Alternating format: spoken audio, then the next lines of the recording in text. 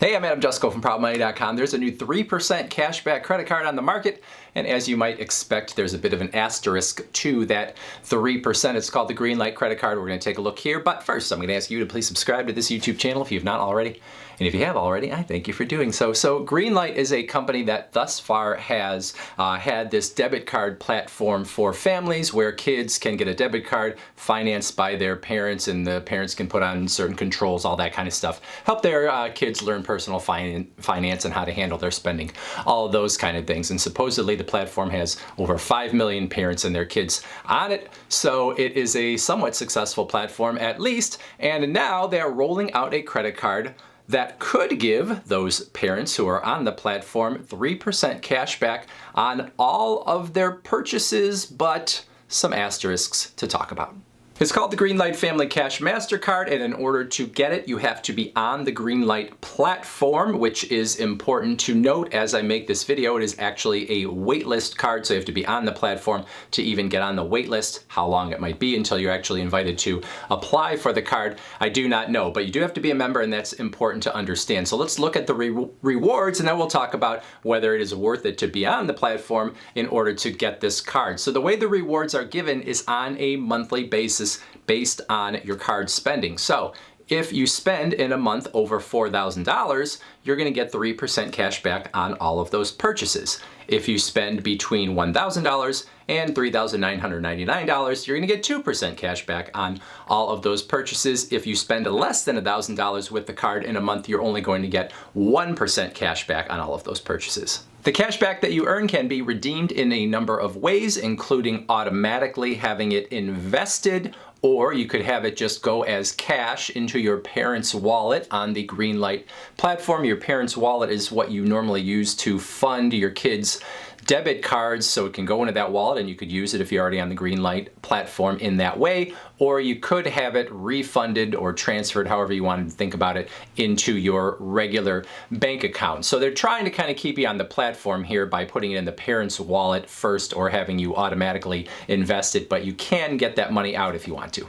Now, if you are someone that regularly spends over $1,000 per month on your credit cards and you were looking for a flat cashback card or something along those lines, you might look at this and say, well, I would get 2% cash back on all of my purchases as long as I'm over $1,000 per month. I always hit that. And then on those big months, if I spend over $4,000, I would get 3% cash back. So this is a card that would be worth it for me. Well, there is one small wrinkle here. If you were looking at this purely for the credit card itself, you should know that the Greenlight platform requires you to have a monthly subscription or monthly fee of at least $4.99 per month. And then there's other plans where you could spend even more per month. So if you don't care about the rest of the Greenlight platform and you're looking at this only as a credit card, well then you could look at it as having a $59.88 yearly annual fee in order to be on the Greenlight platform in order to get this card. So that is obviously going to work into the math. If you spend a ton on your cards, if you're spending over $4,000 per month, that annual fee really probably not going to matter, but it means you're not really going to get 3% on all of your purchases because you're going to have that annual fee that cuts into that slightly. However, if you're sort of in the middle, you spend over $1,000 per month, but you're rarely going to hit $4,000 per month, well then that annual fee means a little bit more when you compare this card to others on the market. And then obviously if you are someone that spends less than $1,000 per month on this card, there would be really no reason to get it. Now, to be fair, Greenlight is not saying you should get this credit card and pay a $59.88 annual fee. They are assuming that you already see value in the Greenlight platform, and this is just another way to give you something as a Greenlight member. So if you are looking at it from that perspective, if you are someone already using Greenlight with your children, well then this is a credit card that is going to have sort of a different formula in terms of you thinking about its value.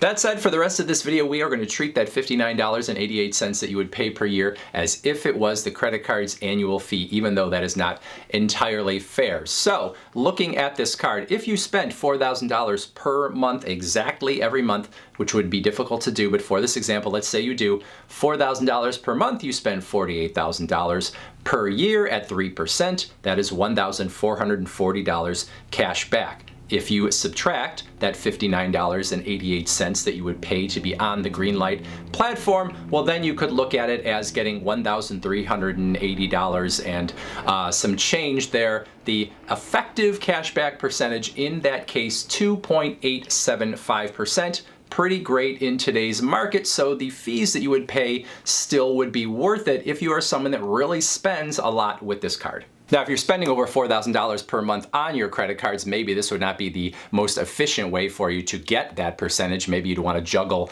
multiple credit cards and be sort of rewarded for the fact that you're spending a lot in certain categories, or maybe get a travel credit card. But if you just wanted a flat cashback card, this is something where you're getting almost 3%, and it would be worth it to pay that little annual fee. Now, most people don't spend $4,000 or more on their credit cards every month. Some people never spend more than $4,000 on their credit cards in a month. So let's say you are someone that is in that range where you would spend at least $1,000, but you never make it to $4,000. Let's say just on average, you spend $2,000 with this card per month. Well, over the course of a year, you're going to spend $24,000. You are going to get 2% cash back because you are in that range as far as this card is concerned. And so you're going to get $480 cash back, but you're going to have $59.88 in fees. So if you look at it that way, your effective cashback percentage then would be lowered to 1.75% at that spending point. Not terrible, but there are other 2%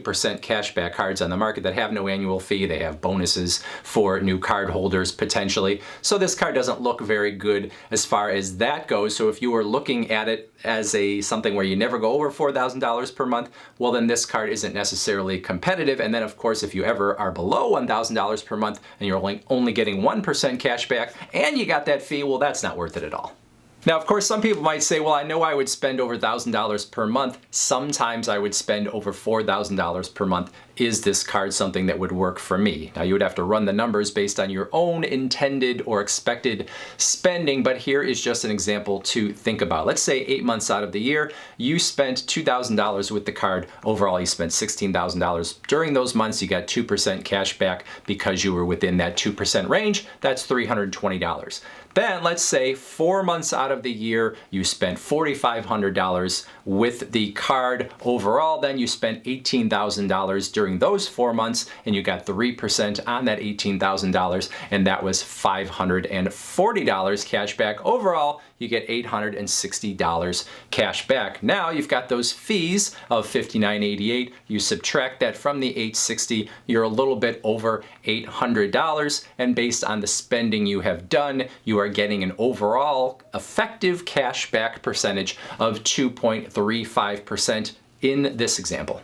So anyway you slice it, unless you are a very big spender on your credit card, this card is probably not going to be worth it to you. However, again, we are looking at it in a vacuum here, and we are acting as if the rest of the Greenlight platform is not worth paying for. If you do think the rest of the Greenlight platform is worth paying for, well, then it is a different calculation altogether. That $59.88 might not look like an annual fee to you on a credit card. It might be what you're already paying as a Greenlight member, or what you would be willing to pay as a Greenlight member, and the credit card is just on top of that. But if you don't care about the Greenlight platform, then for most people, this card is not going to make sense. Questions, comments, would love to hear them in that comment section below. Otherwise, I thank you for watching, and as always, please go to proudmoney.com, where we do credit card reviews. We talk personal finance, we talk deals, and all sorts of other fun stuff too. If you don't want to leave a comment, you don't want to go to my website, watch this video.